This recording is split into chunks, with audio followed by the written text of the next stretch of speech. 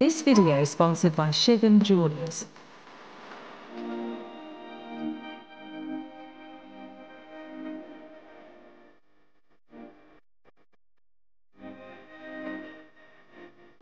नमस्कार, तुम्ही बघत आहात महान्यूज 7. मी अनुराग किशोर शिंदे.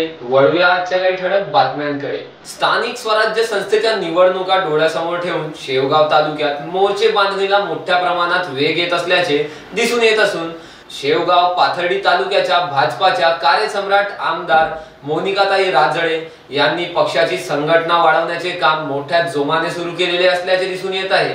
मुंबई भाजपा कार्यालयात 14 ऑक्टोबर रोजी झालेल्या भाजपा पदाधिकाऱ्यांच्या बैठकीत शेवगाव तालुक्यातील युवा नेतृत्व असलेले बालम टाकळी येथील पांडुरंग नवले पाटील, बोधेगाव येथील सेवा संस्थेचे व्हाईस चेअरमॅन प्रसाद दादा पवार, शेवगाव येथील माजी सरपंच सतीश लांडे व मनसे तालुकाध्यक्ष गणेश रांधवणे यांनी भाजपाचे प्रदेशाध्यक्ष रवींद्र चव्हाण व कार्यसम्राट आमदार मोनिकाताई राजळे यांच्या हस्ते भाजपात जाहीर प्रवेश केला असून आगामी येणाऱ्या जिल्हा परिषद पंचायत समितीच्या निवडणुकींची मोर्चे बांधणीला सध्या शेवगाव तालुक्याला वेग आलेला आहे. तरुण कार्यकर्ते भाजपाची ताकद वाढवण्यासाठी जोमाने काम करत असल्याचे दिसून येत आहे व यावेळी बालम टाकळी येथील माजी उपसरपंच अशोक खिडे, युवा नेतृत्व संदीपराव देशमुख, अमोल बामदळे, केदारेश्वर कारखान्याचे तज्ञ संचालक मयूर हुंडेकरी आदीसह कार्यकर्ते मोठ्या संख्येने उपस्थित होते. अहिल्यानगर शेवगाववरून जयप्रकाश बागडे यांची रिपोर्ट, महान्यूज 7 नागपूर.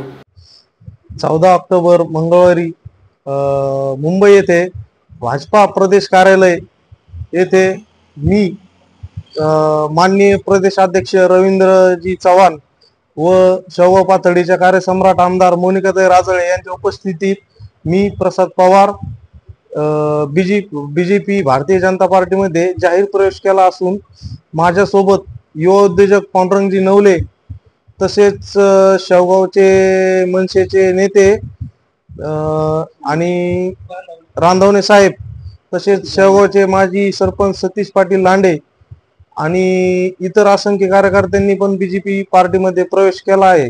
तसेच बालम टाकळी येथील अमोल बामदळे व शेवगाव येथील इतर भाजप कार्यकर्ते, पार्टीचे शेवगाव तालुक्याचे अध्यक्ष माननीय श्री रिंकू शेठ फलके तसेच भाजपचे ज्येष्ठ कार्यकर्ते संदीप देशमुख, अशोकरावजी खेळे हेही उपस्थित होते.